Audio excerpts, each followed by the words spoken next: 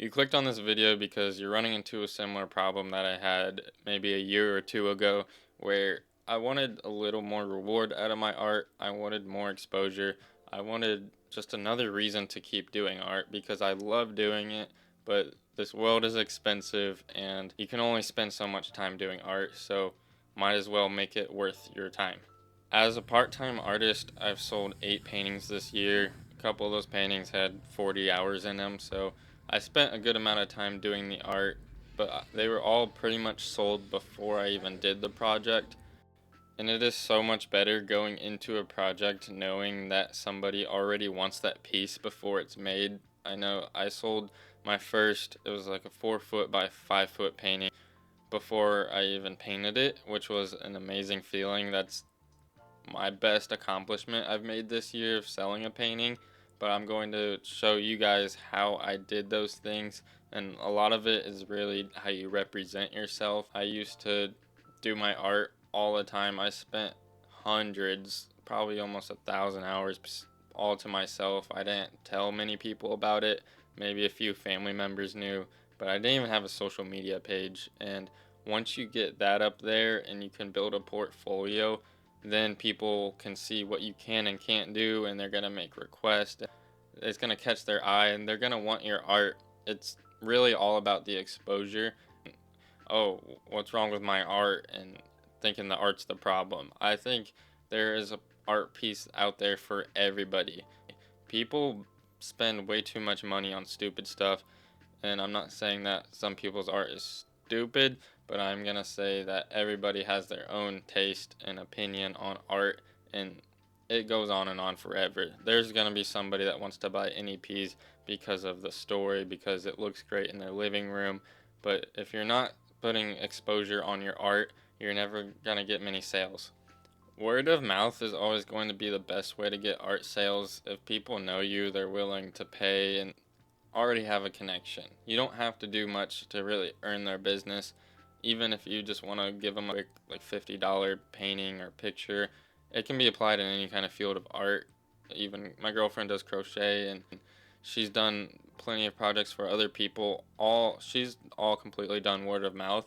But if you can at least build a portfolio to go along with it, and people can slide through your art, then they're gonna say, "I want this," or "but in this color to match my living room," and it's gonna paint the picture for them and get them excited to get one of your art pieces in your house. Everybody loves art. I don't care who you're talking about, even in the form of music. People are going to pay for that kind of entertainment and beauty. Other than the social media and word of mouth, I would say the next best thing is going to events, seeking out art events near me and getting into galleries and exposing yourself that way is going to be an amazing way to approach it. And that is something I have not even done yet, and I still always have one project at least at a time that I'm working on to sell, and I'm taking my time at it, but as part-time, I'd say I'm doing pretty well. Eventually, I do want to get into an art gallery. I'm very busy, but it's something that everybody should look at. And I mean, networking is going to be one of the best things. I know even artists will buy from other artists. I want other people's art eventually. I make more money and I'm doing good.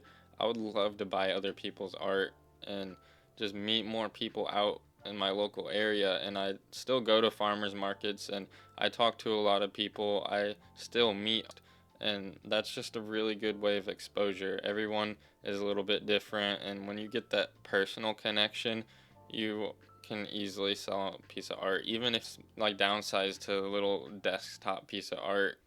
If you can be flexible to any, I mean, you could even just sell somebody something for 20 bucks that you can make in a few hours. Just little things like that, and then they see it in their house, and it's like the art speaks for itself.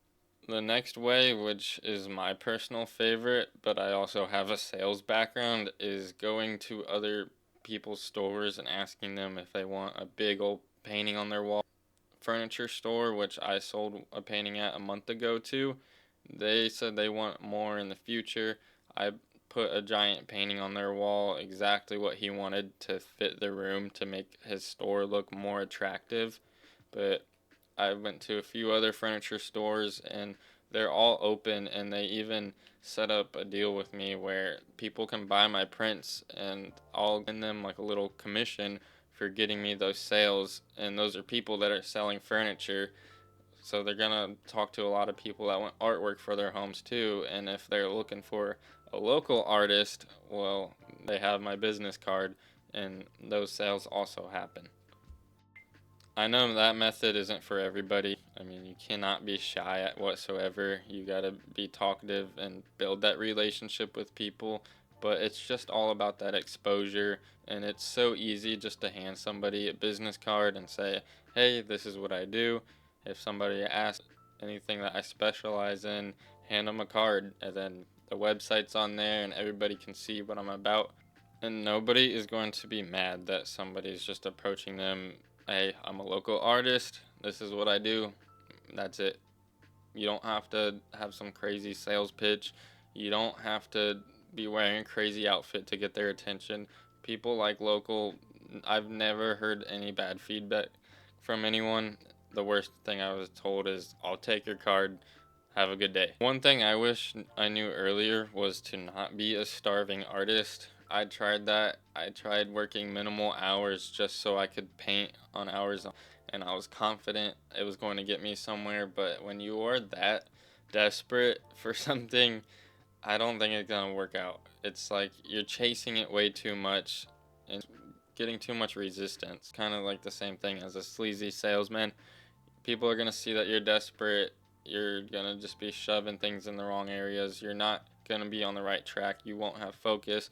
So I recommend just enjoy your job. Do something that gets you by comfortably. I was cutting back on minimal hours just so I could prioritize painting, and it didn't work out well for me at all. And I've heard other people say this too.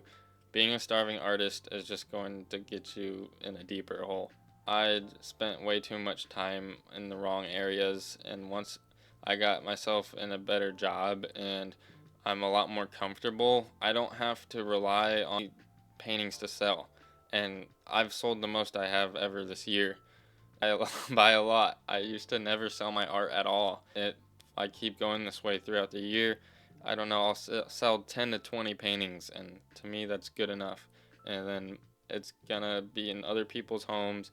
People are gonna know what I've done, and it's gonna just be a reoccurring thing once you expose yourself more as an artist. And there are so many people that are way better off than me, even full-time artists. I'm just like the very bottom. I feel like I'm just getting started.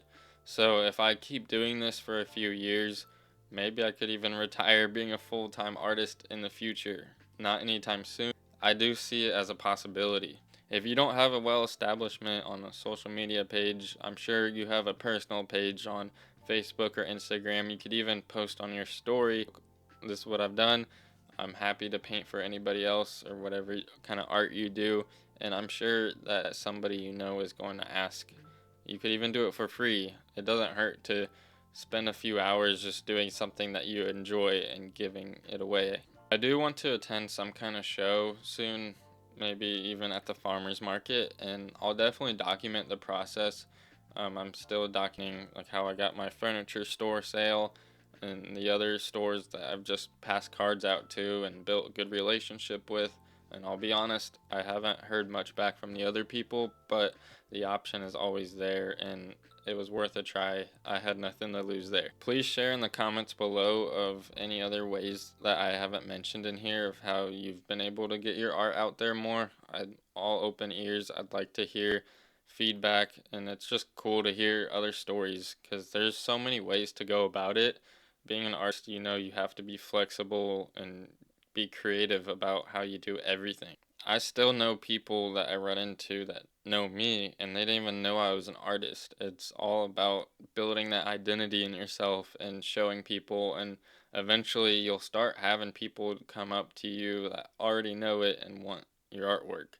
It's starting to happen to me a lot because I have friends and family that have also spread the word. There's not many artists where I live, so once they hear about that, it's pretty exciting, and they even just want to talk to you about it, and you can relate on things and get new ideas. The biggest takeaway is get all that exposure, keep trying, it's totally possible. I'm just at the start. And I can tell you, just putting myself out there more after doing art for 10 years has made the world's biggest change in the smallest amount of time, too. Keep at it. It's not your art's fault, it's because people just don't even know that you do art. You can't expect everybody to know that about you. I appreciate you watching to the end. I know my editing isn't the best, my quality of everything isn't the best, but it's a start, and I'm only looking to grow this channel and hear other feedback. Peace.